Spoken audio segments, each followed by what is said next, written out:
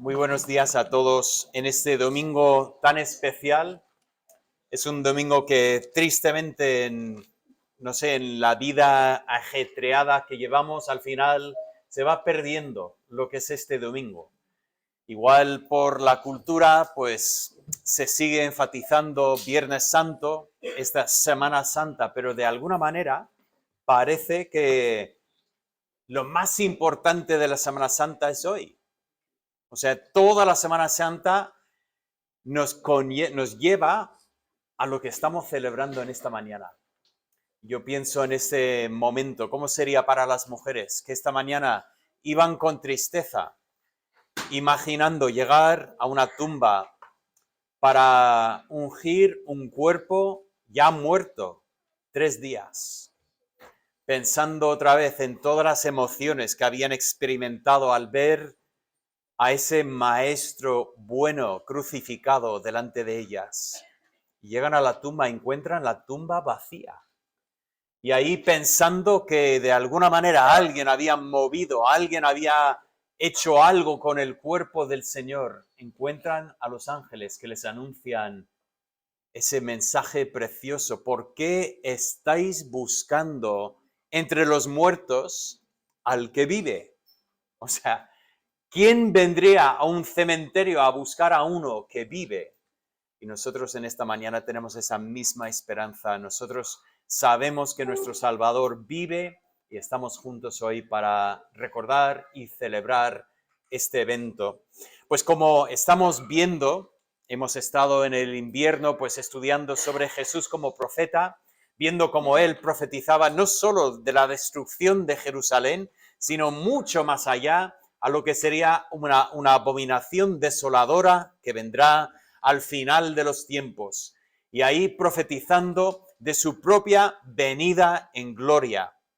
Pues hemos aprovechado para enlazar aquí y ver la semana pasada cómo Jesús profetizó sobre su propia muerte, pasión y muerte, y hoy la culminación como profetizó sobre su resurrección.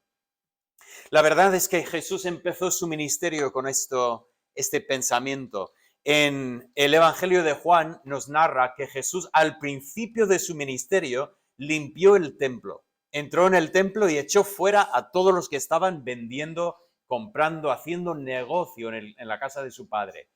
Si dices, un momento, David, esto fue al final de su ministerio. Efectivamente, Mateo y Marcos nos lo cuentan también otro evento en Lucas también, otro evento que efectivamente ocurrió el día después de la entrada triunfal, otro evento de la Semana Santa, que muchas veces se olvida. Jesús entró en el templo y limpió el templo, pero no fue la primera vez. Al principio de su ministerio hizo lo mismo. Y encontramos la historia en el Evangelio de Juan, y yo no voy a hacer mucho con esta historia, pero me llama la atención esta historia porque Jesús entra en el templo, limpia el templo y en acto seguido le preguntan, ¿qué señal muestras para hacer estas cosas? Recordáis, hablamos de la importancia de las señales en la profecía. Las señales es una muestra que efectivamente lo que se ha profetizado se ocurrirá. Y le preguntan esto, y lo que Jesús dice en el versículo 18, dice, o empezando en el 19, Jesús respondió y les dijo, destruid este templo y en 3 días lo levantaré. Curiosamente, ellos se acuerdan de estas palabras quedan grabadas para los enemigos de Jesús. Y cuando quieren ya acabar con Jesús, le llevan a juicio primeramente Pilato, Herodes y ante el Sanedrín, ante los judíos. Y estas son las palabras que usan de acusación. Dicen, él dijo que iba a destruir este templo. ¿Qué habéis notado de lo que dijo Jesús? ¿Dijo Jesús que él iba a destruir el templo? No, Jesús dijo, destruid. O sea, él dijo, vosotros vais a destruir este templo. Ahora, hablaba él del templo de Herodes, el templo de Salomón, para nada. Nos dice aquí el evangelista, dice, mas él hablaba del templo de su cuerpo. Jesús dice, vosotros podéis destruir este templo, ¿y qué va a pasar? Pues está profetizando aquí, dice, y en 3 días lo levantaré. Jesús comienza su ministerio profetizando sobre su propia resurrección. Y luego, como vimos la semana pasada, en estos 3 pasajes, he dado de Mateo, pero también aparece en Marcos y Lucas, 3 veces Jesús profetiza, voy a ir a Jerusalén, como leímos juntos, me es necesario ir a Jerusalén, y ahí voy a sufrir muchas cosas de manos de los sacerdotes, o sea, todos los líderes religiosos que él menciona ahí, y después resucitaré. Tenemos 3 veces aquí, en los últimos meses, o incluso las últimas semanas antes de Jerusalén, en que profetizaba sobre su resurrección. La semana pasada nosotros hablamos de que los discípulos no recordaban esas profecías porque de alguna manera no encajaba en su forma de pensar. ¿Recordáis? Comentamos, es que muchas veces tenemos nuestras ideas de lo que Dios va a hacer o tiene que hacer, y por lo tanto las ideas que no encajan en nuestro sistema, de alguna manera vamos poniendo a un lado. Pero hoy quiero volver a esas mismas profecías y específicamente enfocar en la resurrección y hablar de por qué deberían haber recordado perfectamente estas palabras. Entonces vamos a entrar en esa profecía y voy a dar la primera contestación. Deberían haber recordado estas profecías porque Jesús había enseñado mucho sobre la resurrección. Es interesante, no solamente hablaba de que voy a ir y me van a matar y después voy a resucitar, sino que hablaba más veces no solamente sobre su propia resurrección, sino en cuanto a la resurrección en general.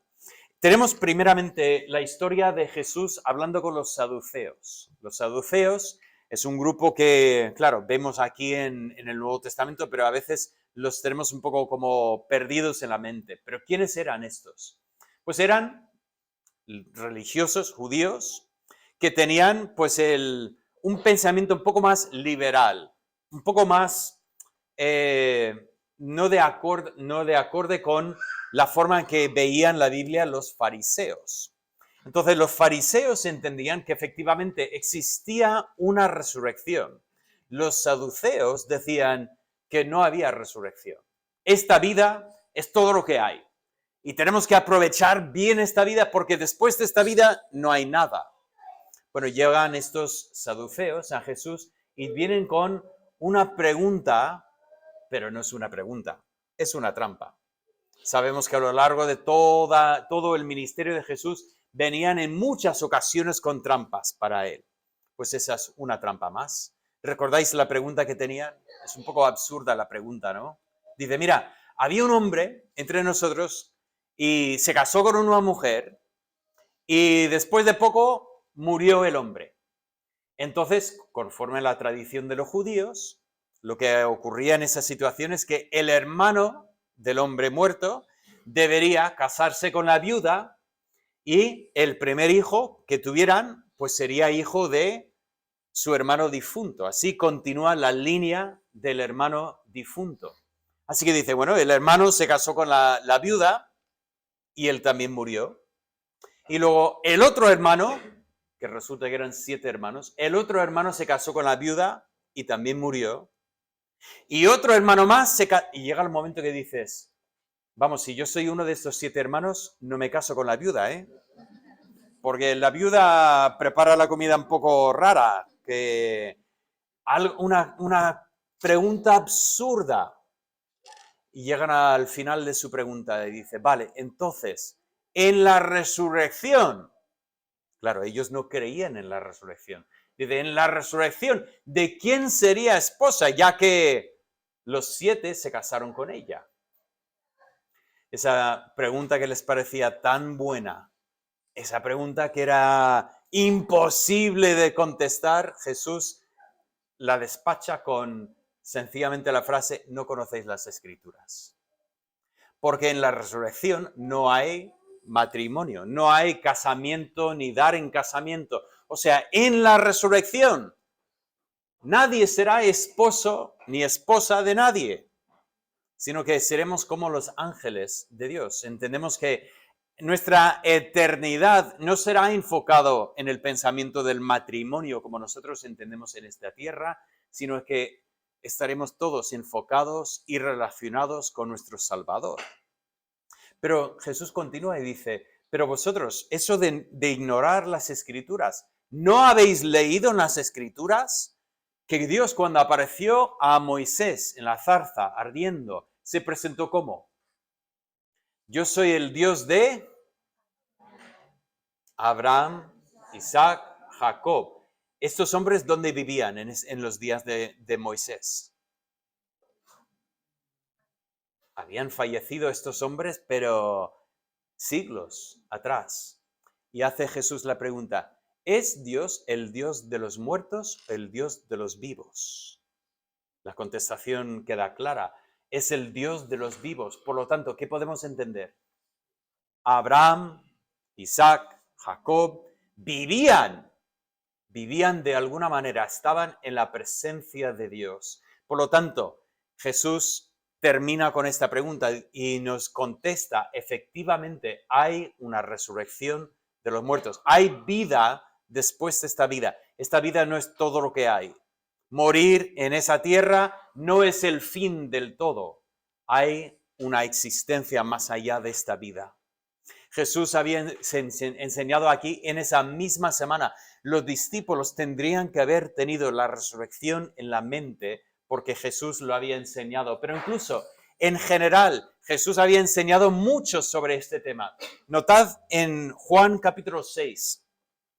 Hay una repetición de una frase muy importante en este pasaje. La frase es los días postreros.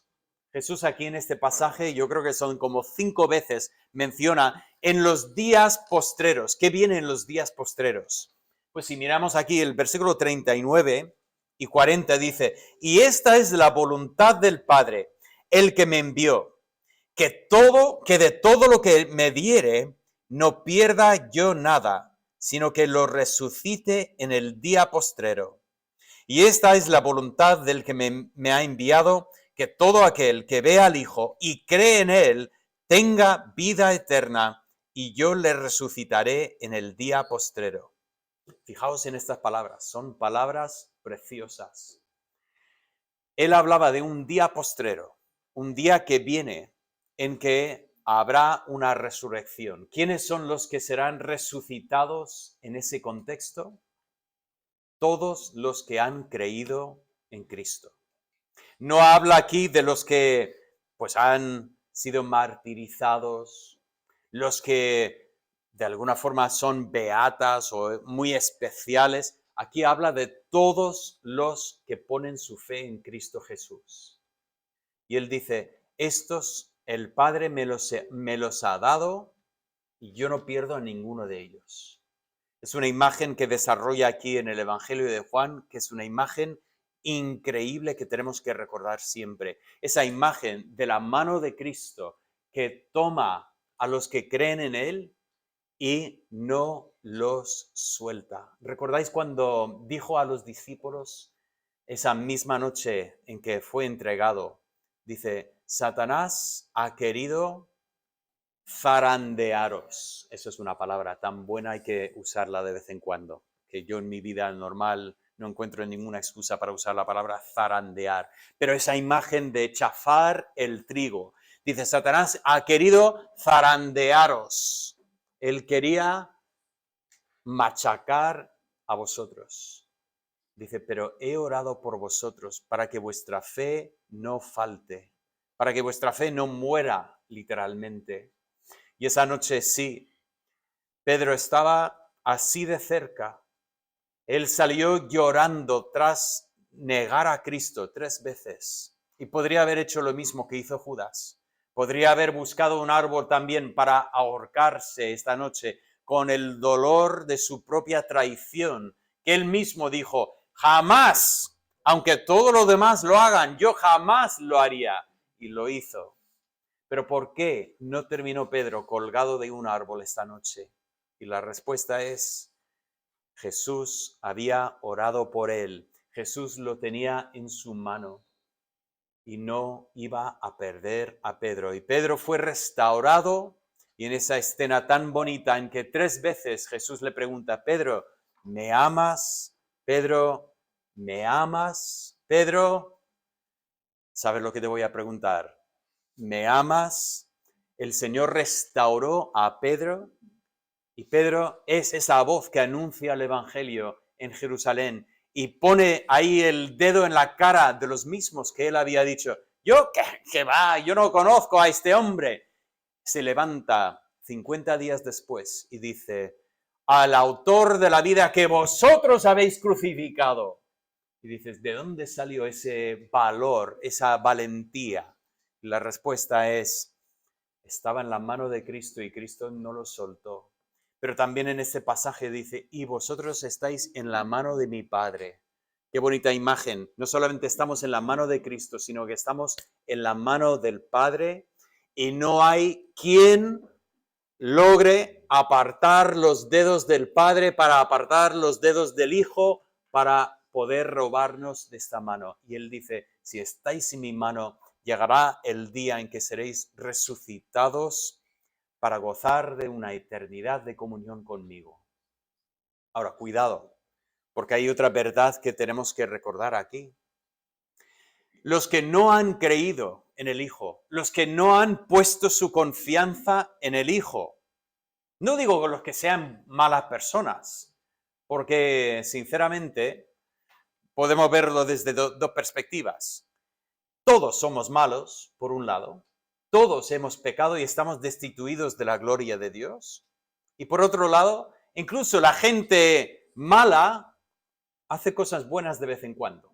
Igual con sus amigos allegados o algo así, pero nadie es completamente malo en esta tierra. Pero nadie es completamente bueno tampoco. Y por lo tanto, todos estamos apartados de Dios. Pero para los que no han puesto su fe en el Hijo de Dios, también viene un día en que van a experimentar una resurrección. Apocalipsis nos habla de esa resurrección, en que la muerte, el mar y el Hades entregan a los muertos para estar en pie delante del trono en este juicio del gran trono blanco.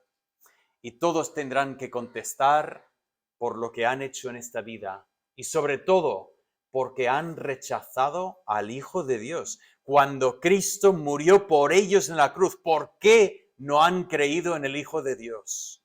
Y nos dice, el resultado de este juicio será una eternidad de castigo apartado de la presencia de Dios. Viene un día de resurrección. Para los que han puesto su fe en Cristo es una resurrección preciosa, pero para los que han rechazado es una resurrección horrorosa. Pero Jesús hablaba mucho de la resurrección. Incluso es interesante notar en Juan 11, 24. ¿Recordáis lo que ocurre en Juan 11? Juan 11, estamos llegando justo por la mitad de Juan, tenemos la resurrección de Lázaro. Es que, una vez más, ¿cómo no podría recordar los discípulos de la resurrección? Es que habían visto a Lázaro salir de la tumba vivo. Pero es curioso porque cuando Jesús habló con Marta, dice, Marta, tu hermano resucitará. Y Marta dice, sí, sí, Señor, sé que resucitará en el postrer día. Marta había estado escuchando cuando Jesús había enseñado sobre esto. Y ella dice, sí, sí, sí, en el postrer día Lázaro resucitará. Pero, ¿qué pinta esto ahora para ese momento de dolor que estamos experimentando? Y el Señor dice, yo soy la resurrección y la vida. El que cree en mí, aunque muera, vivirá. Esa promesa tan preciosa que dio y después resucitó a Lázaro. Bueno, continuamos con nuestro tema, no solamente porque Jesús había enseñado mucho sobre la resurrección, sino porque hablaba muy específicamente de un tiempo. En todos los pasajes que vimos la semana pasada, dice, sufrirá, morirá y resucitará, pero siempre añade al tercer día. Es un tiempo muy concreto, no para ignorar, no para decir, como decía Marta, sé que resucitará algún día. No, al tercer día. Ahora, es curioso cuando notamos esto. Primeramente, empiezo con lo que dice Marcos 8, 31. Porque ahí dice que resucitará después de 3 días. Ahora, es el único evangelio que recoge este dato, pero por cierto es interesante notar que los enemigos de Jesús, cuando vinieron ante Pilato para pedir una guardia, para proteger, para cuidar, para guardar esa tumba, citan ese lenguaje y dice, ese engañador, como vimos en esta mañana, qué fuerte que llaman a Jesús engañador, pero este engañador dijo que iba a resucitar después de 3 días. Lo dicen así. Ahora, algunos han luchado con eso después de 3 días. ¿Por qué dice después de 3 días? Lo que tenemos que entender es que el pensamiento después de 3 días para nosotros suena muy diferente de la siguiente frase que encontramos en los otros evangelios, que es al tercer día. Porque nosotros entendemos que después de 3 días significa el cuarto día. Y al tercer día, entonces tenemos una aparente contradicción aquí en nuestro Nuevo Testamento. Pero si vuelves a 2 de Crónicas 10:5, este es el pasaje donde vienen los israelitas a pedir a Roboam. Roboam es el hijo de Salomón. Y le están pidiendo, por favor, aligera un poco la mano sobre nosotros. Tu padre ha sido un gran rey, pero ha sido un poco fuerte con nosotros y estamos pidiendo, por favor, que nos des un pequeño descanso. Roboam pide un poco de tiempo, por cierto, está muy bien pedir tiempo. Le vienen con una petición y él pide tiempo para hacer ¿qué? Para pedir consejo. Y nos anima a esa parte de la historia porque decimos, parece que es sabio como su padre. No sencillamente da la primera contestación que le viene a la mente, pide tiempo para pedir consejos. Desafortunadamente, hasta allí llega la sabiduría y ahí se acabó.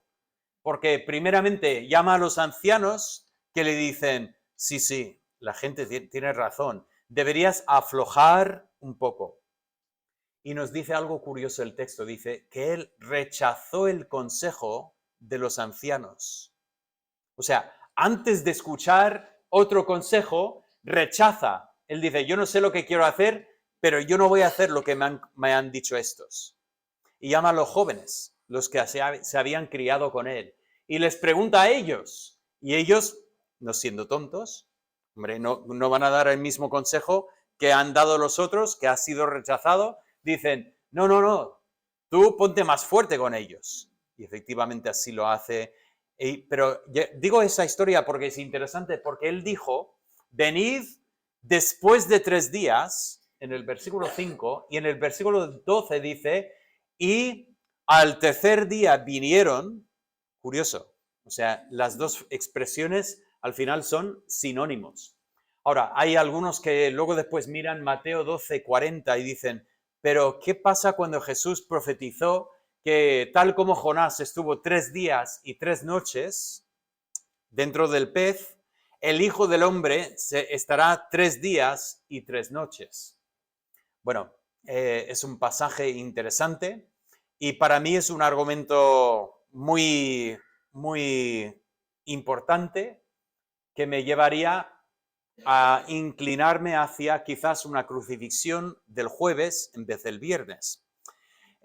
Para mí no es importante esa ubicación de la fecha, es decir, tendría que haber sido un jueves, no un viernes, pero es una forma de conseguir acercarnos más al lenguaje de Mateo 12:40, pero de todas formas todavía estamos en el tercer día o después de 3 días, es el lenguaje que tenemos, que es generalmente lo mismo. Por lo tanto, tenemos ese lenguaje al tercer día, y tanto si entendemos que fue crucificado un viernes, pues viernes, sábado, domingo, tercer día, o si entendemos que fue crucificado un jueves y por lo tanto ya jueves ni cuenta y ya contamos viernes, sábado y domingo, al tercer día, lo cual es igual que después de 3 días Jesús resucitó. Pero ese lenguaje, aunque luchamos un poco con fue el jueves o fue el viernes, una vez más,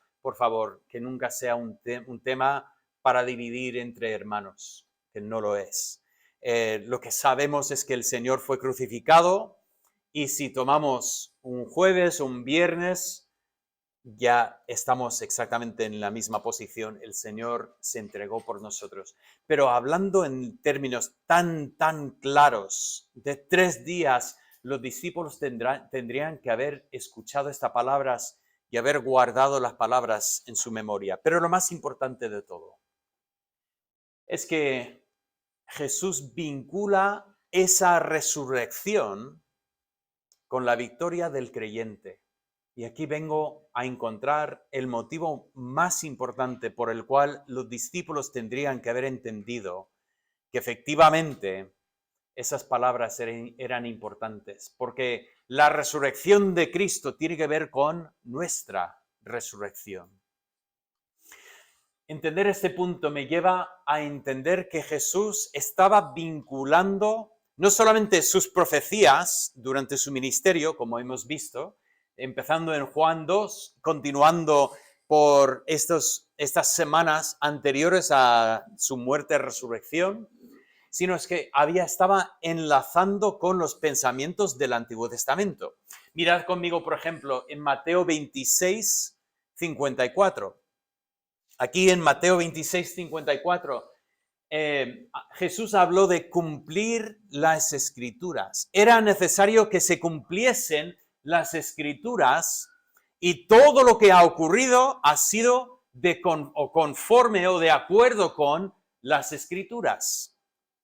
También una de mis historias favoritas. Los que me habéis escuchado a tiempo sabéis que muchas veces vuelvo a esa historia. Ese camino a Emaús, en que iban caminando estos 2 discípulos comentando entre sí sobre los eventos de ese día. Y Jesús se mete en la conversación. Precioso cuando Jesús se mete en nuestras vidas, se mete en los asuntos que nosotros pensamos que son nuestros y Él ahí está presente en nuestra vida. Y dice, ¿de qué estáis hablando? Y ya empiezan a contarle, como hemos visto en esta mañana, el tema de que los judíos tenían al testimonio de la mujer como un segundo plano, como que no contaban. Ahí lo vemos en esta conversación.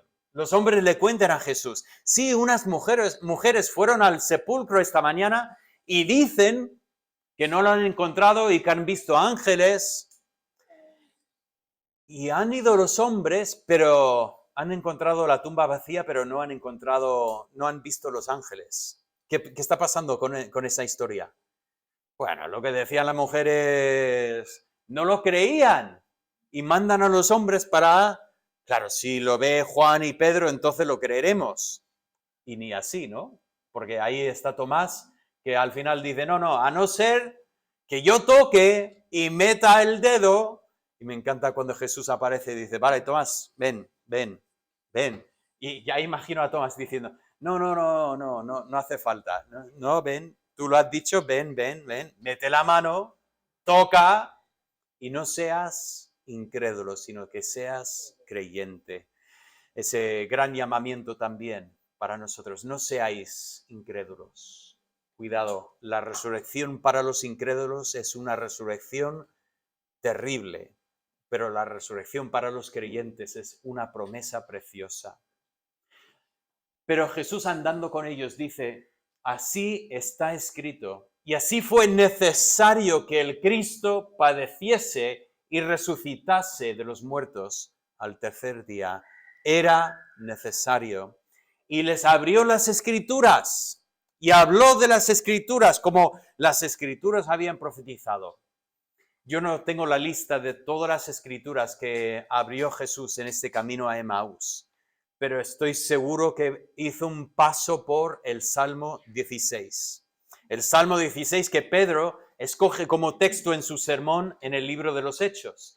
Y ahí leemos que el Señor no dejará que su santo vea corrupción, ni permitirás, que no dejarás mi alma en el Seol, ni permitirás que tu santo vea corrupción. Y Pedro dice, oye, David escribió estas palabras, pero David no estaba hablando de sí mismo.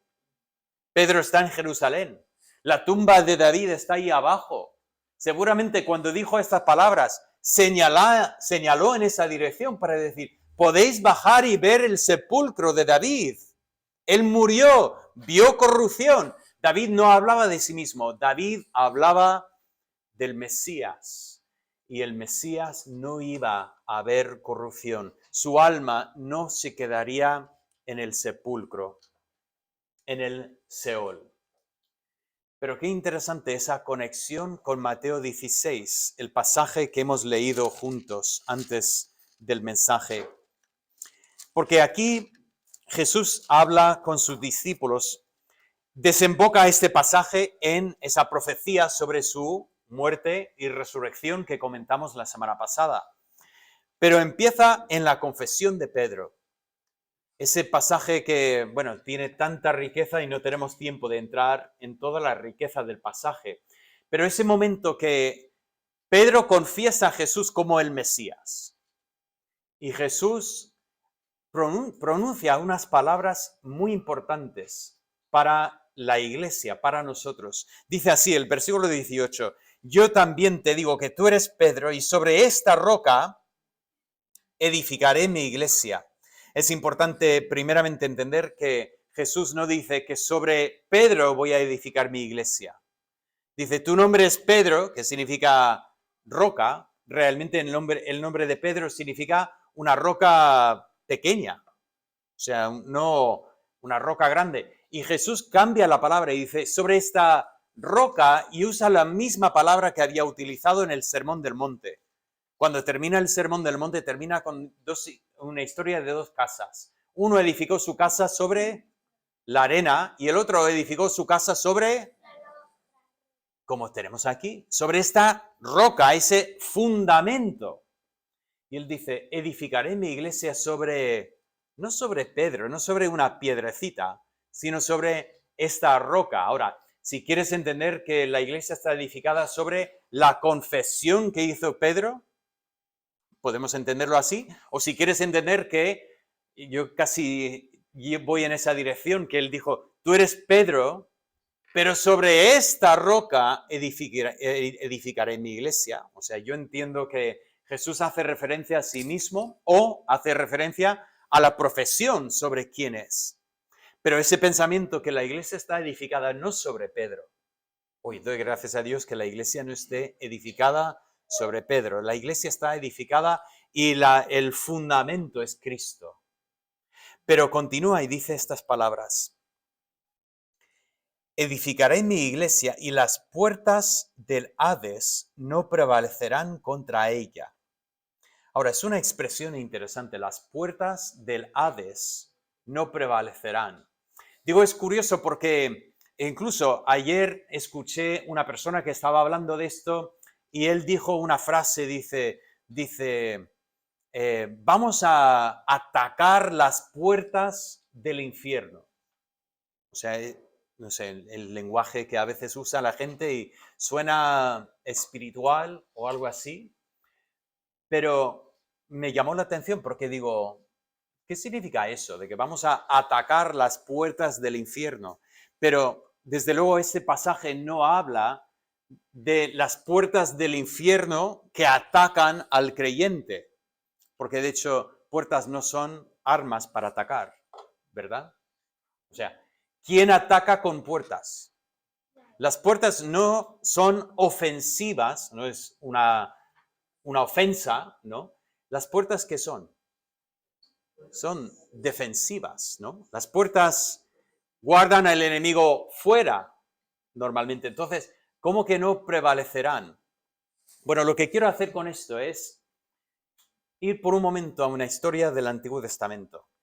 Bueno, mi ayudante me ha hecho un dibujo aquí de Sansón. Yo sé que algunos dicen, bueno, Sansón no era así de fuerte y bien, pero esa historia es curiosa. Es una historia rara ahí metida en medio de la historia de Sansón, que Sansón va a Gaza, por cierto, sí, la misma Gaza que escucháis en las noticias hoy en día, fue ahí a este pueblo y no fue con los mejores propósitos. Bien, los que somos adultos aquí sabemos que nos narra la historia tal como es, sin decir que eso es bueno o de alguna forma animar esto. Pero entra en la ciudad y los de la ciudad saben que Sansón ha entrado. Entonces, ¿qué hacen? Cierran las puertas de la ciudad y de noche dicen, ya lo tenemos. Sansón va a estar como un gato acorralado, que por la mañana no tendrá dónde escaparse. Esperamos a la luz de la mañana y así cogeremos a Sansón y lo mataremos. Pero nos dice que Sansón se levantó a medianoche e hizo algo sumamente raro. Se levanta a medianoche y coge las puertas de la ciudad, las arranca y las lleva sobre sus hombros. Ahora, digo, es una historia tan interesante porque lo que sabemos de las puertas de una ciudad hasta hoy en día, por ejemplo, si visitas una ciudad antigua como Toledo, verás puertas de la muralla. Incluso si subes por el casco antiguo de Petrer, llegarás al Arc del Castell y allí verás lo que antiguamente, donde estaban las puertas del casco del núcleo antiguo. Hoy por hoy ya no hay puertas ahí, pero ya puedes imaginar un poco el tamaño de estas puertas. Bueno, es una cosa que os digo, yo no arranco estas puertas y aunque pudiera arrancar las puertas, no las llevo a ninguna parte. Pero de alguna manera, Sansón tiene esa fuerza en sí y curiosamente Dios le dio la fuerza no para que fuera arrancando puertas, pero arrancó las puertas. Y nos dice que llevó las puertas a un monte y ahí plantó las puertas en el monte y cuando los de Gaza se levantan por la mañana ya listos para atrapar a Sansón, las puertas no están. Y las encuentran en el monte y me pregunto, ¿cómo volvieron a traer las puertas desde ahí? Seguramente con carruajes y gente diciéndose, ¿cómo han llegado las puertas hasta aquí? Por favor. Ahora, ¿por qué cuento esta historia?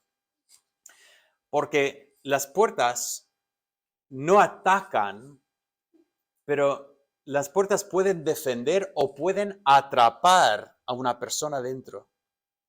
Y cuando Cristo murió en la cruz, estoy seguro que Satanás frotaba las manos y decía, ya lo tenemos. Y cuando murió, las puertas del Hades cerraron sobre él.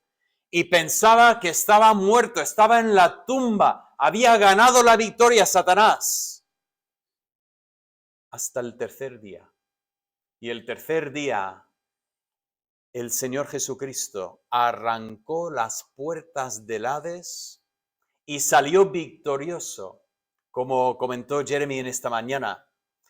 Notamos en el pasaje que se quitó la piedra, pero no se quitó la piedra para que Jesús saliera de la tumba. Uno que podía aparecer en el aposento alto con las puertas cerradas, no hacía falta quitar la piedra para que saliera.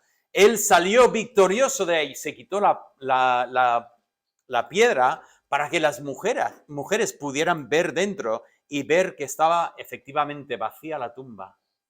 Pero el Señor salió victorioso sobre la muerte.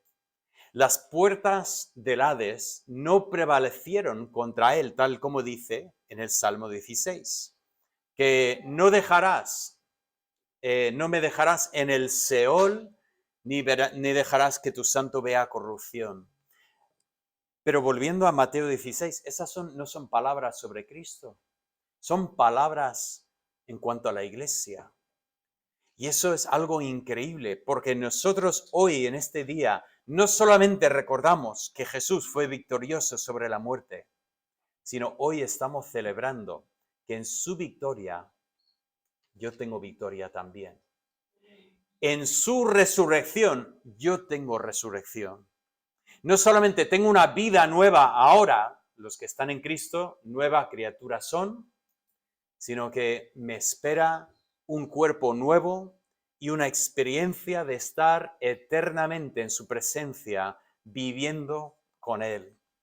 Y por lo tanto, quiero terminar hoy con ese pasaje de 1 Corintios. Dice así Pablo: porque es necesario que esto corruptible se vista de incorrupción y esto mortal se vista de inmortalidad. Paro por ahí y digo, qué difícil hubiera sido para la primera generación de cristianos ver a los de su número que se morían. Y ese pensamiento de que venían algunos diciendo que no hay resurrección, igual que los saduceos habían hecho con los judíos, ahora vienen personas con el mismo pensamiento desanimando a los cristianos diciendo, no hay una resurrección, esta vida es todo lo que hay. Y Pablo dice, perdón, no, os habéis equivocado. Dice, un día este corruptible se va a vestir de lo incorruptible. Y cuando esto corruptible se haya vestido de incorrupción y esto mortal se haya vestido de inmortalidad, entonces se cumplirá la palabra que está escrita: sorbida es la muerte en victoria. Esa imagen es la imagen que estoy comentando. Esa muerte es sorbida, desaparece esa muerte en la victoria de Cristo Jesús. ¿Dónde está, oh muerte, tu aguijón? ¿Dónde, oh sepulcro, tu victoria? Ya que el aguijón de la muerte es el pecado y el poder del pecado la ley, mas gracias sean dadas a Dios, que nos da la victoria por medio de nuestro Señor Jesucristo. Y hermanos, hoy es un día increíble. Sí, es primavera. Ya empezamos a olvidarnos de la chaqueta cuando salimos de casa. Sí, tenemos vacaciones, unos días libres para hacer algunas cosas. Sí, todo eso es verdad. Hay buñuelos en las tiendas. Bien, fantástico. Pero más allá de esto, hoy es un día que recordamos que nuestro destino no es la tumba. Todos vamos hacia la tumba. Noticia, no sé si lo sabíais, pero todos vamos en esa dirección, pero ese no es mi destino. Para mí, la tumba no tiene puertas con cerradura. Para mí, las puertas han sido arrancadas, la cerradura ha sido rota, y para mí la tumba sencillamente es un pasillo por el cual yo paso a la presencia del Señor. Y hermanos, esto cambia la forma en que vivimos en este mundo. Esto transforma todo. Sí, en esta vida hay momentos buenos y así también hay momentos malos. Hay momentos fáciles de gozo y alegría, hay momentos difíciles de tristeza, de lágrimas. Pero yo puedo lidiar con todo, primeramente porque el Señor está conmigo y en segundo lugar, el Señor estará conmigo para toda la eternidad. Y esta es nuestra esperanza, no lo olvidéis.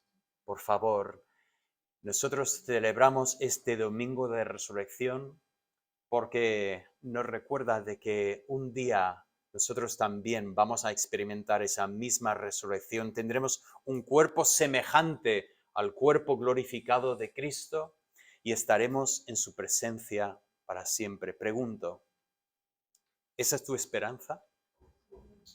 ¿Tú tienes esta esperanza o tienes delante de ti ese otro pensamiento de ese juicio que viene en que tendrás que dar contestación ante Dios? Tendrás que no decir, bueno, era mejor yo que otras personas. No. Tendrás que decir, ¿qué has hecho con la muerte del Hijo de Dios en tu lugar en la cruz? Si no estás preparado para aquel juicio, hoy es el día. Hoy es el día para estar preparado, para decir, yo puedo ir con confianza, porque como dije hace un momento, porque para mí la tumba no tiene puertas, es un pasillo que me lleva a la presencia del Señor. Para todos los que creen en Él, ahí están guardados en la mano de nuestro Salvador. Padre Santo, damos gracias por esa confianza que tenemos en Cristo, esta nueva vida que es nuestra en Cristo Jesús. Oh Señor, ayúdanos a vivir en esa confianza, a hablar con otros con valor, porque lo que tenemos nosotros ni pueden imaginar ellos. Y sí, hay algunos que se reirán, unos que nos mirarán un poco raro, unos que igual harán comentario. Pero Señor, si tú nos has salvado, estamos guardados en tu mano, ¿qué importa todo eso? Que tengamos valor, Señor, para hablar de lo que Cristo hizo por nosotros cuando murió y cuando resucitó, para que tengamos vida eterna. Esto lo pido en el nombre de Cristo Jesús. Amén.